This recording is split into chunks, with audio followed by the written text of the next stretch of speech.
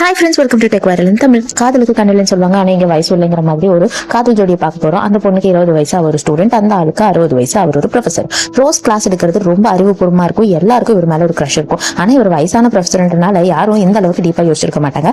ஆனால் சுராவுக்கு அவர் மேலே ஒரு லவ் வந்திருக்கும். அவர் ஒரு நாளுக்கு ஃபைனல் கிராஜுவேஷன் முடிக்கும் போது எல்லா ஸ்டூடெண்ட்ஸையும் கூப்பிட்டு வீட்டில் ஒரு பார்ட்டி மாதிரி கண்டக்ட் பண்ணுறாங்க. அதுக்கு இந்த பொண்ணு சுராவும் வரா. இவளுக்கு பொதுவாகவே அவர் ரொம்ப பிடிக்கும். அவர் ஒரு பேச்சுலர். ஆனால் அவர் தனிமையில் இருக்கிறது வந்துட்டு அவ்வளவா விரும்பல. அன்னைக்குன்னு பார்த்து ஒரு ஃபோட்டோ எடுத்து காமிச்சு, இந்த ஃபோட்டோவில் இருக்க பொண்ணு மாதிரி நீ ரொம்ப அழகா இருக்கு அப்படின்னு சுரா கிட்ட சொல்றாரு. இதை பார்த்து அவளுக்கும் ரொம்ப சந்தோஷமாயிடுது. இவருக்கும் நம்ம மேல ஒரு இன்ட்ரெஸ்ட் இருக்குதான் போல இருக்கு அப்படின்னு அவளுக்கும் தட்டுப்படுது.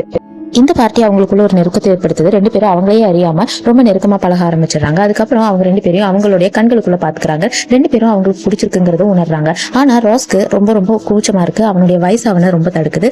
அதே நேரத்துல பாத்தீங்கன்னா அவனுடைய ஃபேவரட்டான மியூசிக் எல்லாம் அவன் பிளே பண்ணி காமிக்கிறான். இது எல்லாமே அந்த பொண்ணுக்கு அவன் மேல அதிகமான ஈர்ப்பு வர்றதுக்கு காரணமா இருக்கு. ரோஸுங்கிற இந்த ப்ரொஃபஸருக்கு இருந்தாலும் பயங்கரமான தயக்கமா இருக்கு. அவங்க அப்பாவுக்கு கூட என்னை விட வயசு கம்மியா தான் இருக்கும். இருந்தாலும் இந்த பொண்ணு மேல எனக்கு இவ்வளவு ஈர்ப்பு வருது அப்படின்னு தெரியாம அவர் முடிச்சுக்கிட்டே இருக்காரு. அந்த பொண்ணு இவரு உட்காந்து நைட்ல எல்லாரும் போனதுக்கு அப்புறமா ஒரு ஆல்பம் பார்த்துக்கிட்டு இருக்காங்க. அந்த நேரத்துல ரெண்டு பேரும் மட்டும் இருக்கிற நேரத்துல இவங்க ரெண்டு பேருக்குள்ள நெருக்கங்கள் வந்துட்டு குறையுது. ரெண்டு பேரும் அவங்கள கண்ட்ரோல் பண்ண முடியாம கிஸ் பண்ணிக்க ஆரம்பிக்கிறாங்க. அவங்களோட இந்த முத்தத்துக்கு அப்புறமா அவங்களுடைய காதல் ரொம்ப வேகமா வளருது. ரெண்டு பேருமே ஒன்னா இருந்துடுறாங்க. ரெண்டு பேரும் ரொம்ப இன்டிமேட்டா இருக்காங்க. அது மட்டும் இல்லாம ரெண்டு பேரும் வெளியெல்லாம் சுத்துறாங்க. வெளியே ரோட்ல கூட அவங்க கிஸ் பண்ணிக்கிறாங்க. அவங்க காதலை வெளிப்படுத்துறதுக்கு அவங்க தயங்கவே இல்லை. என்ன இருந்தாலும் அவளுடைய அழகும் அவளுடைய இளமையும் ரோஸுக்கு வந்துட்டு பயங்கரமான ஒரு இன்ஃபீரியாரிட்டி காம்ப்ளெக்ஸை ஏற்படுத்திக்கிட்டே இருந்துச்சு. இருந்தாலும் ரெண்டு பேரும் அவங்களுடைய காதலை தொடர்றாங்க. ரெண்டு பேரும் ரொம்ப சந்தோஷமா தான் வாழ்ந்துகிட்டு இருக்காங்க. யார் என்ன நினைச்சாலும் கவலை இல்லை, நான் அவங்க கூட தான் இருப்பேன்னு அந்த பொண்ணு அடிக்கடி ரோஸ் கிட்ட சொல்லிக்கிட்டே இருப்பா. சுராவை காலேஜில் இருக்கக்கூடிய நிறைய பசங்க லவ் பண்ணுவாங்க. அப்படி இருந்தும் சுரா ஏன் நம்ம கிட்ட வந்திருக்கா? என்ன இருந்தாலும் நான் அவளுடைய அப்பாவை விட வயசு அதிகமானவனா தான் இருப்பேன். என்கிட்ட இருந்து அவள் எப்போ வேணா பிரிஞ்சு போயிடலாம். ஆனால் அந்த பொண்ணு என்ன விட்டு போனாதான் அவளுடைய வாழ்க்கைக்கு நல்லதுன்னு இவனுக்கு தோணுது. ரெண்டு சைடும் குழப்பத்தில் இவனுக்கு என்ன செய்யறதுனே தெரியல. அப்படித்தான் இந்த பொண்ணு எங்கே போனாலும் அவனுக்கு ஒரு மாதிரி பதட்டமாயிருது. இந்த பொண்ணு தன்னுடைய கையை விட்டு போயிடுவானோன்னு ஏக்கமாகவும் இருக்கு. ஆனால் இவனுக்கு ரெண்டு சைடு எந்த சைடு சூஸ் பண்ணுறதுன்னு தெரியாமல் பயங்கரமான குழப்பத்தில் இருக்காரு.